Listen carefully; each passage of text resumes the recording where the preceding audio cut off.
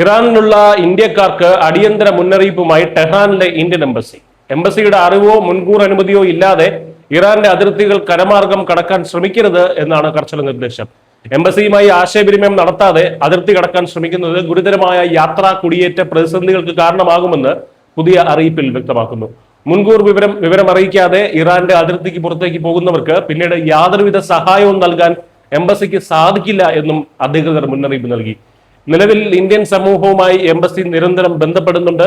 ആവശ്യമുള്ളവർക്ക് കൃത്യമായ സഹായങ്ങൾ ഒരുക്കുമെന്നും അധികൃതർ അറിയിച്ചു.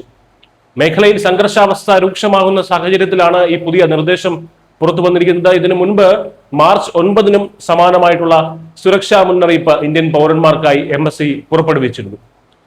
അറിയിപ്പില്ലാതെയുള്ള യാത്രകൾ പൂർണ്ണമായും ഒഴിവാക്കണമെന്നും ഔദ്യോഗിക വിവരങ്ങൾ കൃത്യമായി പാലിക്കാനും പൗരന്മാർക്ക് നിർദ്ദേശമുണ്ട്. യാത്ര തിരിക്കുന്നതിന് മുൻപ് എംബസിയുമായി നിരന്തരം ബന്ധം പുലർത്തണം.